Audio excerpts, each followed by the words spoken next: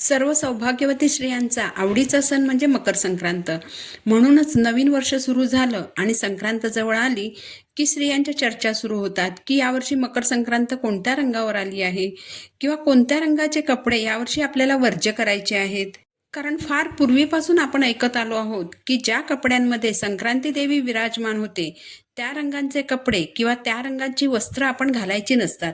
यंदा संक्रांत पिवळ्या रंगावर आलेली आहे, तर यंदा आपण पिवळा रंग वर्ज्य करायचा का? हळदी कुंकू करताना हळद वापरायची की नाही? सोने देखील पिवळ्या रंगातच मोडते, तर आपण सोन्याचे दागिने घालावेत की घालू नयेत? संक्रांतीला पिवळ्या रंगाच्या वस्तू दान केल्या तर चालतील का? या सर्व महत्त्वाच्या प्रश्नांची उत्तरं आजच्या या व्हिडिओमध्ये आपण जाणून घेणार आहोत. श्री स्वामी समर्थ. स्वागत आहे तुमचं माझ्या मराठी यूट्यूब चॅनलवर. स्वामी महाराज तुमच्या सर्व चांगल्या इच्छा पूर्ण करोत, हीच स्वामींच्या चरणी प्रार्थना करते आणि या नवीन व्हिडिओला सुरुवात करते. 14 जानेवारी 2025 वार मंगळवार या दिवशी आलेला आहे मकर संक्रांतीचा सण. मकर संक्रांत हा सण 3 दिवसांचा असतो.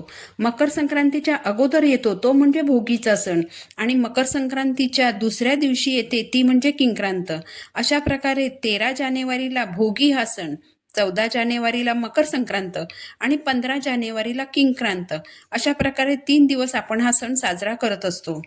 आपल्या राशी 12 आहेत आणि वर्षाचे महिने देखील 12 आहेत. त्यानुसार सूर्यदेव दर महिन्याला एका राशीतून दुसऱ्या राशीत प्रवेश करतात. अशा 12 संक्रांती होतात. पण जेव्हा सूर्यदेव धनु राशीतून मकर राशीत प्रवेश करतात तेव्हा आपण मकर संक्रांत हा सण साजरा करतो. त्या दिवसापासून सूर्याचं उत्तरायण सुरू होतं. मकर संक्रांतीच्या दिवशी संक्रांती देवीने संकरासूर राक्षसाचा वध केला होता. तर ही संक्रांती देवी दरवर्षी वेगवेगळ्या वाहनांवर बसून पृथ्वीवर येते. दरवर्षी संक्रांती देवीने वेगवेगळ्या रंगाचं वस्त्र धारण केलेलं असतं. हातात वेगवेगळी अस्त्र शस्त्र धारण केलेली असतात. वेगवेगळी आभूषणं परिधान केलेली असतात. जसं वर्ष बदलतं तसं वाहन बदलतं. हातात धारण केलेली अस्त्र शस्त्र बदलतात, आभूषणं बदलतात. तसंच संक्रांती देवीने धारण केलेल्या वस्त्राचा रंगही बदलतो. यंदा संक्रांती देवीने पिवळे वस्त्र परिधान केले आहे. त्यामुळे यावर्षी आपण पिवळ्या रंगाच्या वस्तू वापरायच्या का? पिवळ्या रंगाची साडी परिधान करायची का? पिवळ्या रंगाच्या वस्तू दान करायच्या का? अशा प्रश्नांची चर्चा होताना दिसून येत आहे. कारण संक्रांती देवीने ज्या वर्षी ज्या रंगाचं वस्त्र परिधान केलेलं असतं त्या रंगाचं वस्त्र आपण परिधान करायचं नाही, अशी परंपरा फार पूर्वीपासून भारतीय संस्कृतीत चालत आलेली आहे. असं म्हटलं जातं की संक्रांती देवीने ज्या रंगाचे कपडे परिधान केलेले असतात त्या रंगाचे कपडे आपण परिधान केले तर आपल्यावर संक्रांत येते, संकट येतं, आपल्यावर एखादं विघ्न येतं. त्यामुळे त्या रंगाचे कपडे मकर संक्रांतीच्या दिवशी परिधान केले जात नाहीत. बऱ्याच भागांमध्ये ही प्रथा अजूनही सुरू आहे. आता यावर्षी संक्रांती देवीने पिवळ्या रंगाचं वस्त्र धारण केलं आहे, त्यामुळे आपण पिवळ्या रंगाचे कपडे वापरायचे नाहीत का? तर बघा, जर तुम्हाला शक्य असेल तर पिवळ्या रंगाच्या ज्या काही वस्तू असतात त्या वस्तू 1 ते 2 दिवस वर्ज्य करण्यास काहीच हरकत नाही. तसंही हा रंग आपल्याला मकर संक्रांतीच्या सणापुरताच वर्ज्य करायचा आहे. संपूर्ण महिनाभर किंवा वर्षभर आपण पिवळा रंग वापरायचा नाही असं अजिबात नाही. पण लहान मुलांना मात्र मकर संक्रांतीच्या दिवशी पिवळ्या रंगाचे कपडे अजिबात घालू नका. कारण आपल्या भारतीय परंपरेनुसार ज्या काही रूढी परंपरा चालत आल्या आहेत त्या रूढींचा परंपरांचा जोपर्यंत दुसऱ्याला त्रास होत नाही, ज्या रूढी किंवा परंपरा सुरू राहिल्याने दुसऱ्याचं अजिबात नुकसान होत नाही, अशा परंपरेनुसार चालत आलेल्या रूढी सांभाळायला, पुढे सुरू ठेवायला काहीच हरकत नाही. आणि पिवळा रंग आपल्याला फक्त 1 ते 2 दिवसापुरताच वर्ज्य करायचा आहे. तसंही वर्षभरात आपण बरेच सण साजरे करत असतो. प्रत्येक सणाला आपण आपल्या आवडीच्या रंगांचे कपडे वापरत असतो. पिवळ्या रंगाव्यतिरिक्त इतरही अनेक छान छान रंग आहेत. हिरवा, लाल, गुलाबी, निळा, केशरी असे कितीतरी छान छान रंग आहेत. तर त्या रंगांचे कपडे आपण मकर संक्रांतीला घालूया ना. आणि वर्षातील 2 दिवस जर आपण पिवळ्या रंगाचे कपडे नाही परिधान केले तर काय बिघडणार आहे का? संपूर्ण वर्षभर पिवळा रंग घालायचा नाही असं अजिबात नाही. तुम्ही फक्त संक्रांतीच्या दिवसापुरता पिवळा रंग वर्ज्य करू शकता.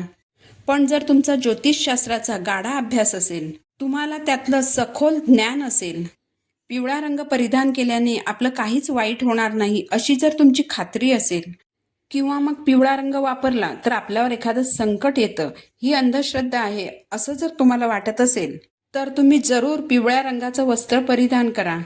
पण मकर संक्रांतीच्या दिवशी तुम्ही शक्यतो पिवळ्या रंगाचे कपडे घालणं टाळा.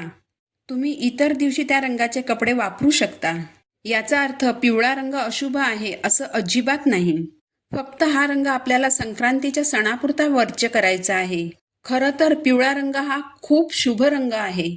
पण यंदा संक्रांत पिवळ्या रंगावर आहे, तर संक्रांतीच्या दिवशी पिवळ्या रंगाची हळद वापरायची की नाही, सोन्याचे दागिने वापरायचे की नाही, असे प्रश्न बऱ्याच जणांसमोर आहेत. तर बघा, पहिली गोष्ट म्हणजे पूर्वापार चालत आलेल्या परंपरेनुसार ज्या रंगावर संक्रांत येते तो रंग आपण वर्ज्य करत असतो. यंदा संक्रांती देवीने पिवळ्या रंगाचं वस्त्र धारण केलेलं असल्याने आपण फक्त पिवळ्या रंगाचं वस्त्र वर्ज्य करायचं आहे. संक्रांतीचे 1 ते 2 दिवस पिवळ्या रंगाचे कपडे वापरायचे नाहीत. लहान मुलांना सुद्धा पिवळ्या रंगाचे कपडे घालायचे नाहीत. आता पिवळ्या रंगाच्या हळदीबाबत सांगायचं झालं तर मकर संक्रांत हा सण हळदी कुंकूचा कार्यक्रम केल्याशिवाय पूर्ण होत नाही आणि हळदीशिवाय हळदी कुंकू समारंभ पार पडूच शकत नाही. हळद ही कधीच अशुभ ठरू शकत नाही. हळद हे सौभाग्याचं प्रतीक आहे आणि हळद कुंकू हे सौभाग्यवर्धक मानलं जातं. त्यामुळे हळद ही पिवळ्या रंगाची असली तरी ती आपण वर्ज्य करायची नाही. पिवळ्या रंगाचा संबंध गुरुग्रहाशी आहे. पिवळा रंग हा चैतन्याचा रंग आहे. कुठल्याही सणासाठी जेव्हा आपण साडी नेसतो तेव्हा सर्वात शुभ मानलेला गेलेला रंग म्हणजे पिवळा रंग. मुलीचं लग्न लागताना तिला पिवळ्या रंगाची साडी नेसवली जाते. लग्नाच्या अगोदर वधूवरांना हळद लावली जाते. ज्योतिबाला जर तुम्ही गेला असाल तर तुम्हाला माहीत असेल की तिथे दर्शनाला येणारी जवळजवळ 90% जोडपी ही पिवळ्या रंगाचे कपडे धारण करून येतात. इतका हा रंग शुभ मानला जातो. जेव्हा आपण एखाद्या स्त्रीला हळद कुंकू लावतो तेव्हा प्रत्येक स्त्रीमधील आदिशक्तीची आपण पूजा करत असतो. पूर्वीच्या काळी जेव्हा स्त्रीच्या घराबाहेर पडण्यावर मर्यादा होत्या तेव्हा हळदी कुंकू समारंभाच्या निमित्ताने स्त्रिया एकत्र जमत असत, विचारांची देवाणघेवाण करीत असत. हळूहळू समाजामध्ये प्रगती झाली, त्याबरोबरच स्त्री पण स्वतंत्र होत गेली. पण हळदी कुंकू समारंभ करण्याची प्रथा मात्र आजही तेवढ्याच उत्साहाने पार पाडली जाते. त्यामुळे संक्रांतीच्या दिवशी हळदीचा वापर आपण करायचाच आहे. महिला, मग ती सुवासिनी असो किंवा कुमारिका असो, तिला सोन्याचे अलंकार प्रिय असतातच. हे सोन्याचे अलंकार महिलेच्या सौंदर्यात तर भर घालतातच, शिवाय सोन्याचे दागिने वापरण्याचे अनेक आरोग्यदायी फायदेही आहेत. पूर्वीच्या काळी तर अनेक आजार बरे करण्यासाठी औषधांमध्ये सोन्या चांदीचा वापर केला जात असे. जसा हळदीचा गुरुग्रहाशी संबंध आहे तसाच सोन्याचाही गुरुग्रहाशी संबंध आहे. सोन्याला गुरुग्रहाचं, लक्ष्मीचं आणि कुबेराचं प्रतीक मानलं जातं. लहान बाळांसाठी बाळगुटी उगाळताना बालकांच्या स्वास्थ्याच्या रक्षणासाठी त्यामधील एक फेरा हा सुवर्णाचा घेतला जातो. ही प्रथा आजही पाळली जाते. यालाच सुवर्णप्राशन असंही म्हटलं जातं. यामुळे बालकांची एकाग्रता, बुद्धिमत्ता, स्मरणशक्ती आणि आकलनशक्ती वाढते. सुवर्णप्राशन केल्यामुळे बालकांची व्यवस्थित वाढ होते आणि त्यांचे आरोग्यही चांगले राहते. यावरून सोन्याचे दागिने हे स्त्रियांचे सौंदर्य तर वाढवतातच, शिवाय आपल्याला निरोगी ठेवण्यामध्ये सोन्याचा सिंहाचा वाटा आहे. म्हणूनच संक्रांतीला आपण सोन्याचे दागिने वापरायचे आहेत. संक्रांतीला दानाचं विशेष महत्त्व आहे. दान करणं यासारखं दुसरं पुण्य नाही. म्हणून दान करताना अमुक एक रंगाची वस्तू दान केली तर चालेल का, याचा विचार नाहीच केला तर अतिशय उत्तम.